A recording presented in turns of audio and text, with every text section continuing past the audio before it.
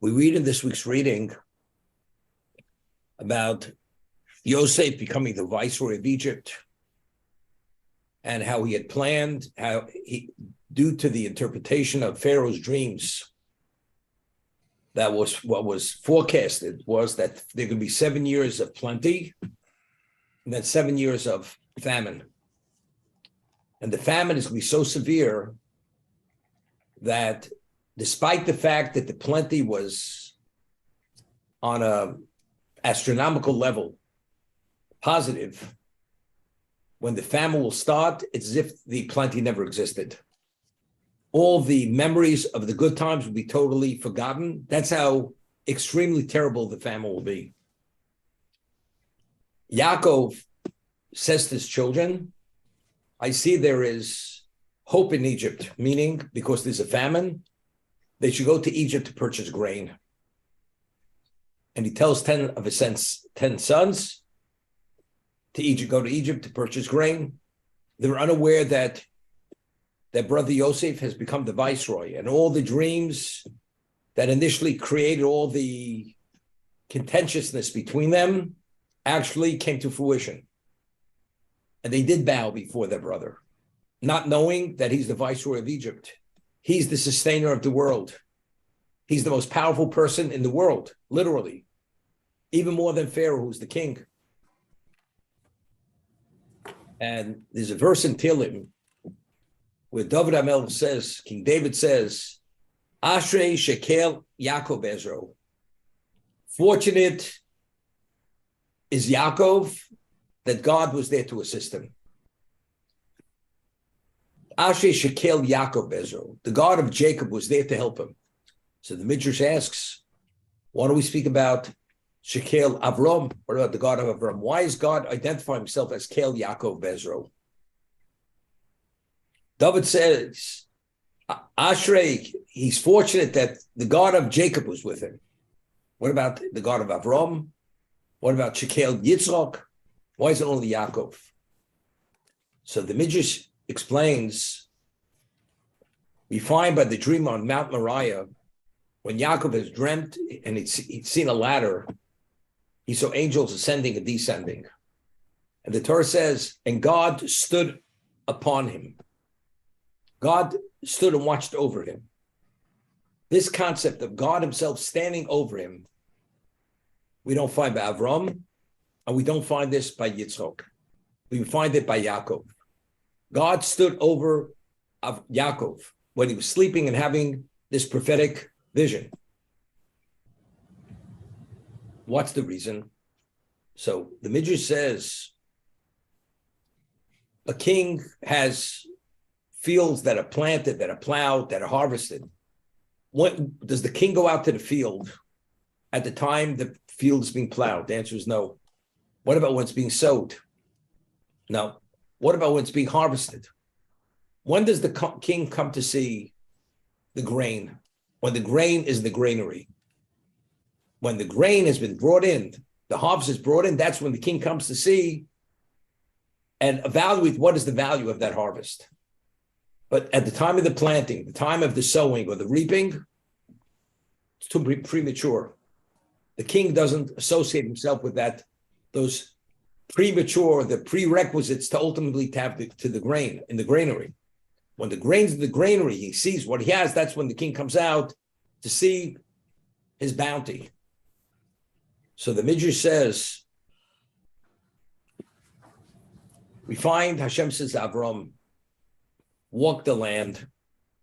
When you go to the land that I will show you, you will walk the land. You walk the breadth and width of that land and the length of the land. We find Yitzchak, the Torah tells us, planted. It was the years of family planted. And there was a bounty. The yield was 100 times a normal planting. And then we speak about Yaakov. Yaakov is who? Is the most special of the three patriarchs. He's the patriarch who actually fathered the 12 tribes. He is the basis for the Jewish people. Avram was not qualified to father the Jewish people. Yitzchak was not qualified to. But they were in the process of evolving that ultimately they will produce a Yaakov that he will have the spiritual wherewithal to develop within himself a level of purity and advance himself spiritually, that he will become the founding father of the 12 tribes. He fathered the 12 tribes. So what is Avram the equivalent of? He plowed the field. He sowed the field. All the prerequisites for the Jewish people he put in place. Yitzchak, the son of Avram, advanced it further. Now, Yaakov is born to Yitzchak, not so simple. Yitzchak has two sons. One is evil, one is good. Yaakov represented the good, but that's in potential. He had to develop that good. He had to hone whatever he was. He had to achieve a level of purity and perfection within himself before he's able to actually father those 12 sons.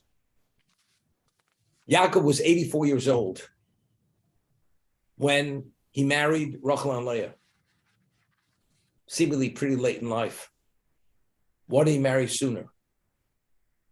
Could have married in Canaan. It was only after he took the blessings. He spent 14 years in Shem and Aver before he left to the community of his mother. And even when he was there, he worked 7 hard years for the wife that he was meant to receive, which he was cheated.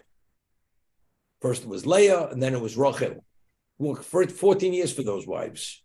And over this 14-year period, over the last 7 years of that 14-year period, he began having children. This is what happened. But why so late?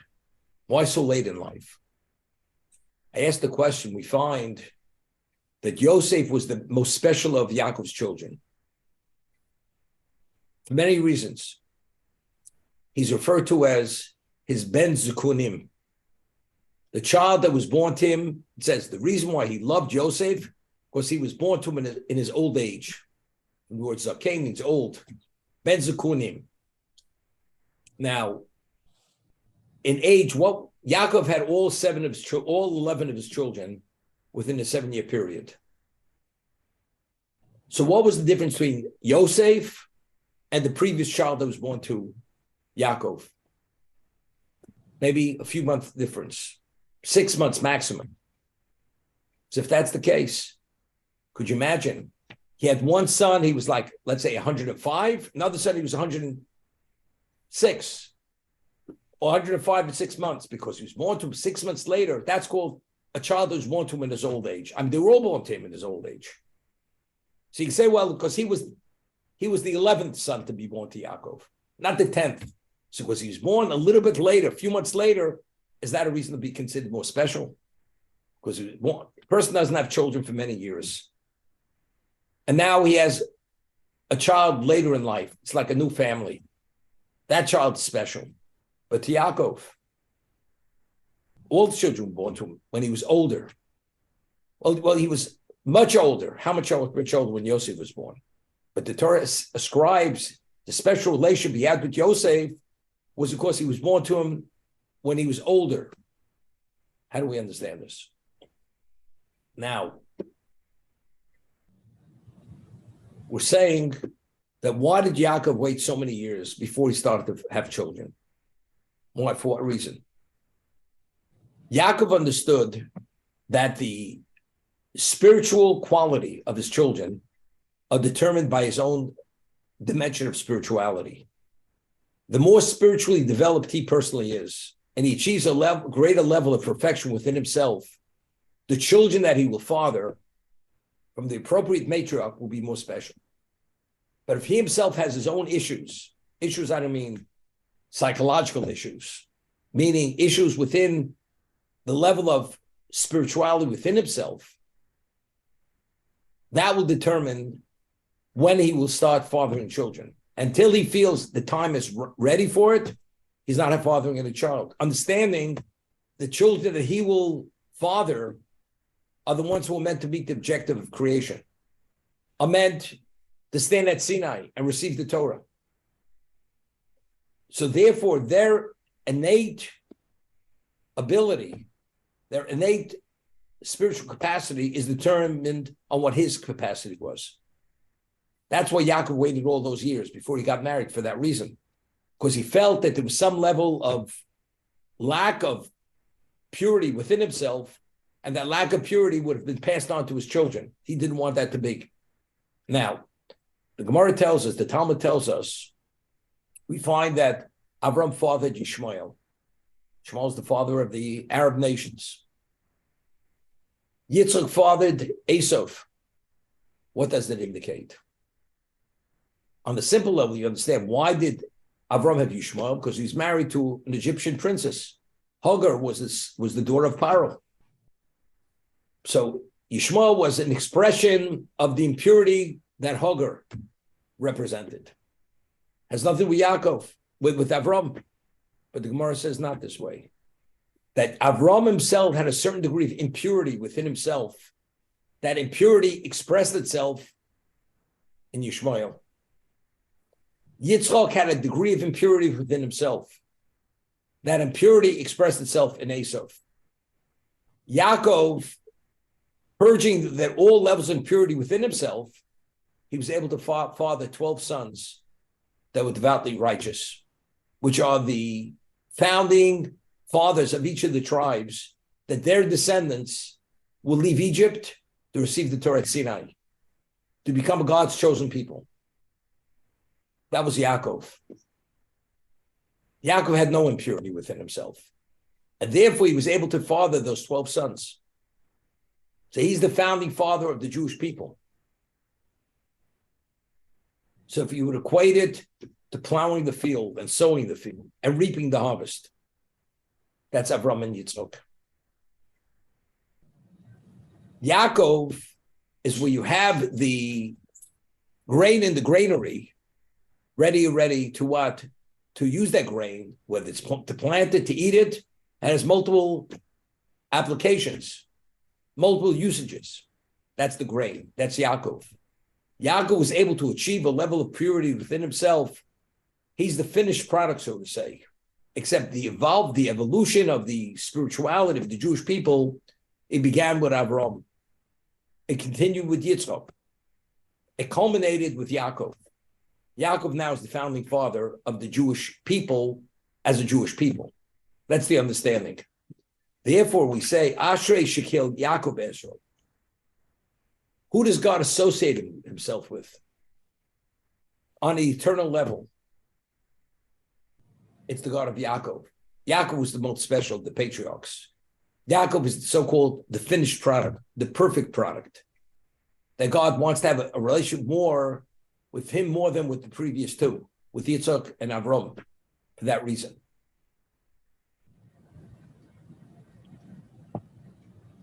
So the understanding is this: by every one of us, we achieve a certain level of accomplishment in whatever field you may be. Let's talk about within your Judaism.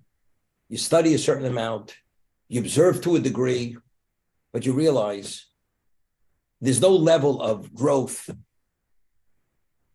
in Judaism. You can put on the same tefillin every day, but every day that you put them on with another level of reverence, with another level of love, and you infuse it with spiritual focus. Every day is another dimension of what, although you're doing the same mitzvah every day, in its innateness, the mitzvah is a different mitzvah. Because every day, qualitatively, you've upgraded that mitzvah. And that's regarding every aspect of our being. We have a certain degree of reverence for God, of love for God. We're able to advance that every day. We observe, we study. But although we're doing the same thing, but based on what you infuse it with, that will determine the spiritual quality of whatever that action is, or whatever that thought process is, to bring it to another level. But most people, how do they operate? As long as we're ahead of the pack, we all grade ourselves on a bell curve. We're better than most, and we're more advanced than most. What happens when a person reaches that level? You plateau. Even though you have a lot more to go. Every moment of our lives we could advance. But that's not the reality of most people. Most people, they plateau. They do the same thing at a certain point. They just repeat the same thing over. So qualitatively, it's the same Jew.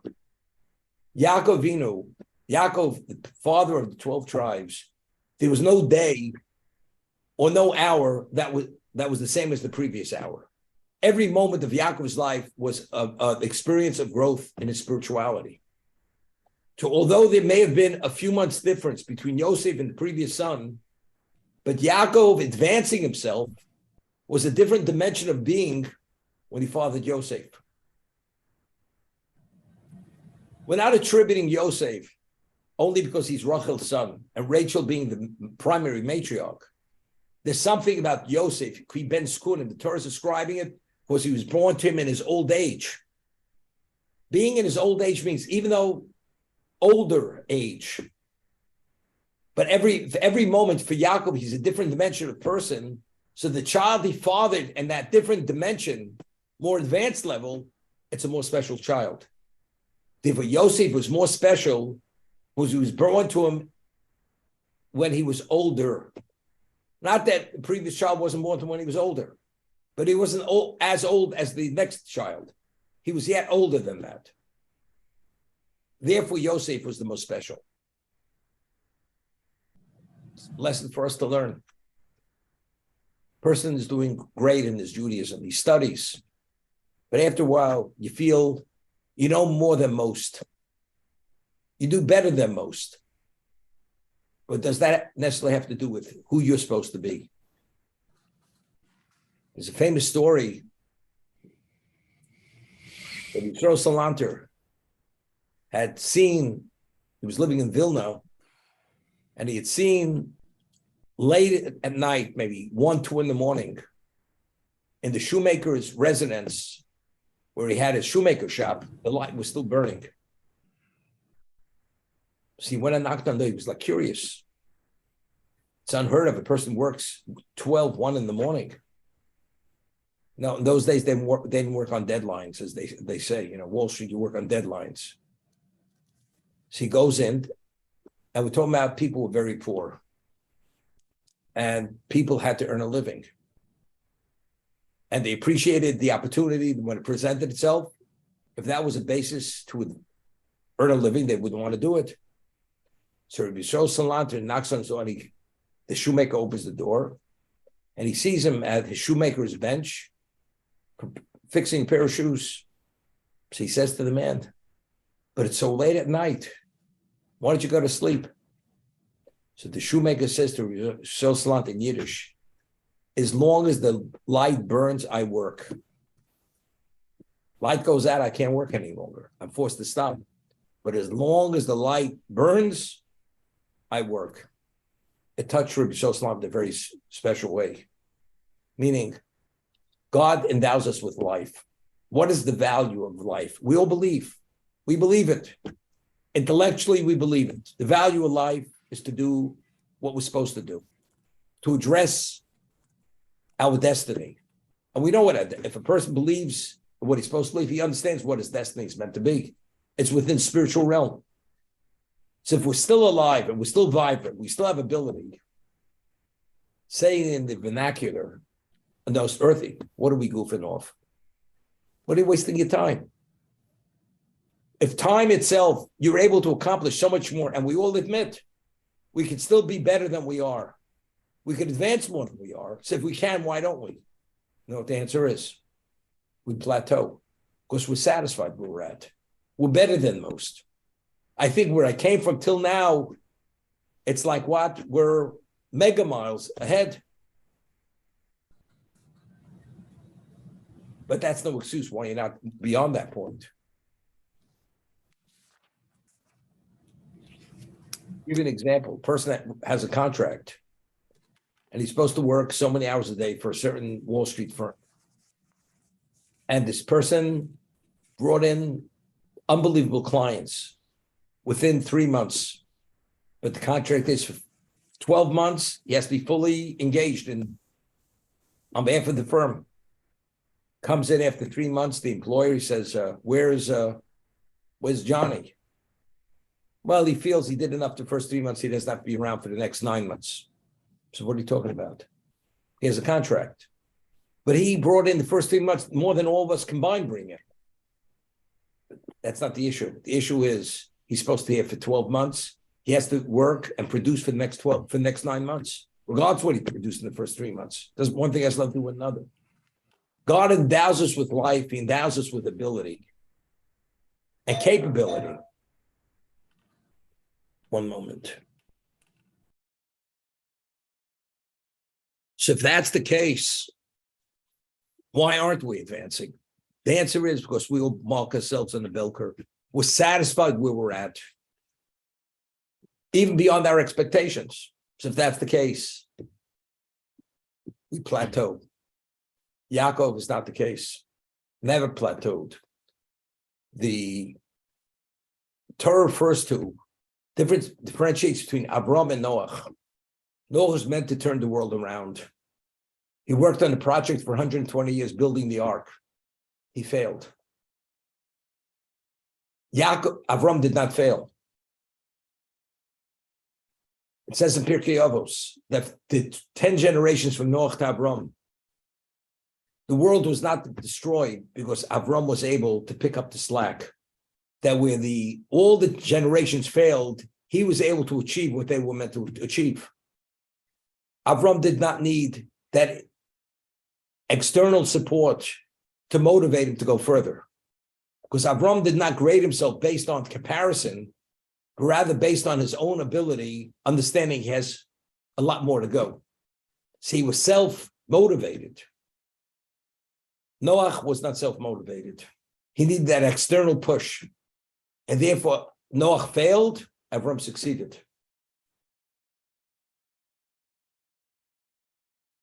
Therefore, who is the patriarch who is the equivalent of the harvest in the granary? The grain in the grain, that's Yaakov. Yaakov produced every one of those children to be referred to as Shiftei Koh, the tribes of God. Yosef being the most special, because every moment of Yaakov's life he was more special. I always mention the name of Rav Haigon. Every day Rav Haigon would do tshuva, would repent, although he didn't sin. So if you didn't sin, why are you repenting for? Because every day he was more advanced. The next day he repented. Why wasn't he at that level the previous day? We always say, hindsight is 20/20. You only realize where you should have been only when you're there. So now you ask yourself the question, why wasn't I here yesterday? And that's the way Rav Haigon lived every day of his life, understanding that he could have been more advanced and not being where he should have been is a claim against him. But that's exactly what it's all about. A person who understands the value of money, he does a deal. Tremendous success. Now another deal of similar success presents itself. Does he say, I've succeeded once, it's not important to succeed again. If you have something to prove to yourself, you're right. You've proven that you could succeed, and you did succeed. But if life is more than proving that you could succeed, but life is to accomplish, and you can accomplish, until you finish accomplishing, you're not finished. That's the difference. If it's all an ego issue, I've proven I could be that. Once I've proven that, and I have enough, I don't have to go any further. But that's not what life's all about, is to prove that you could succeed, or you have enough to go into a lull state. That's not what it is. If you could achieve, you're supposed to achieve. You're supposed to accomplish. And that's the whole perspective of life, is to accomplish, not to achieve, but to accomplish. And that's the perspective of every Jew. We're here to accomplish, not to prove that we can achieve, but rather to achieve. That's the difference.